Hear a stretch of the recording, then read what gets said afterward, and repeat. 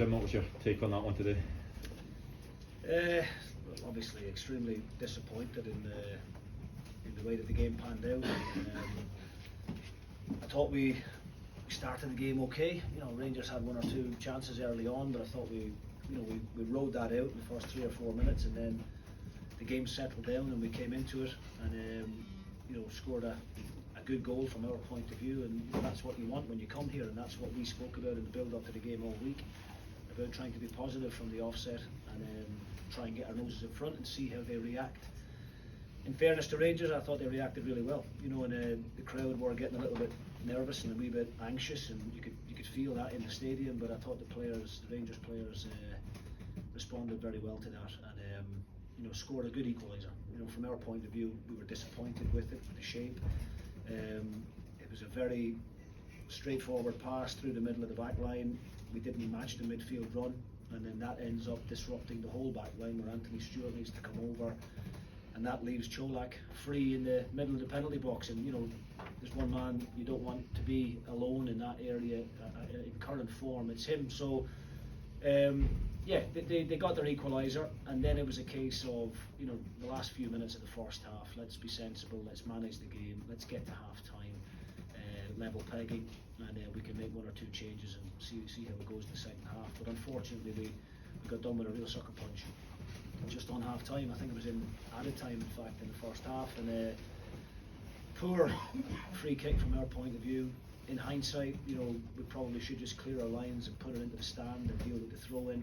We tried to get a little bit of distance on the clearance and we didn't. And we don't deal with the free kick then after that.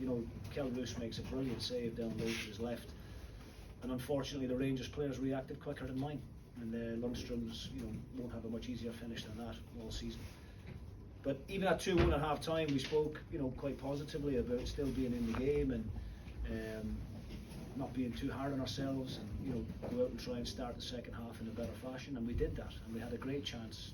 Maybe 60 seconds, 2 minutes into the second half, Duke makes a great run across the near post. I think it was Jaden Richardson that puts the ball in, and if that goes in, then of course it's game on again.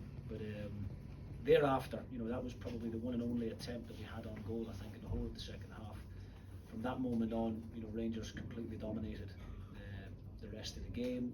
We found it very hard to put 3 or 4 passes together. We were very sloppy in possession, and it just became wave after wave of attack, which was the most disappointing thing for me. It didn't affect the game, but what did you make of the VAR decision for the Rangers penalty? I thought it was the right call. I saw it from the sideline. I think it was just an instinctive reaction from Richardson. I think it hits his left hand. But yeah, I turned around to the bench and said immediately it's a penalty. So it was the right call. Jim, you did speak about coming here before the match, how positive you'd be, and you just said it there. You did start the game very well. With that in mind, though, Rangers did still have a lot of the ball. There was a lot of times in the first half I was looking, you had kind of 6 players pushing forward, trying to get forward. But is there an element of giving your midfielders a little bit too much to do if Rangers have got that much of the ball that they're going to tire as the game goes on, and eventually you are going to leave a few more gaps? Yeah, look, I think in a fixture like this, you're kind of damned if you do and damned if you don't. I think people can see from the lineup that we went with today. We tried to be positive. We tried to be offensive. We went with 2 strikers up top who were in a really good form at the moment coming into the game. It was a bit adventurous. I felt that Rangers, would be slightly fatigued after the midweek game, the travelling, the lack of training. We talked long and hard about it. When I came here last, when was it, March, when I just took over in February, this fixture came around pretty soon after. And with that existing group of players I inherited, I felt the best way to line up was to be negative, to sit off the game and deny Rangers space. Now we only lost the game 1-0, and everybody's giving you a pat on the back and saying unlucky, but it wasn't really unlucky because we didn't offer anything to the game. Today we tried to be brave and we tried to have a goal and we got our noses in front. We just wanted to try and really cause Rangers problems at the back, which I think we did at times. I thought Duke, I thought he was our best player. He looked a real threat all afternoon.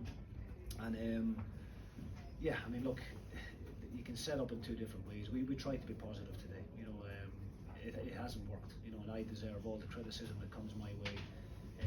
Hindsight's a great thing.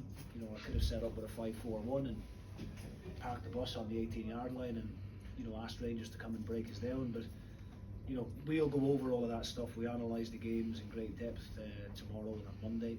And I could pick holes in every goal, and I could look for excuses, and I could say we should have done this better and that better. Ultimately, Rangers were by far better than us in the second 45 minutes. And I think sometimes you just need to hold your hands up and accept that. Great.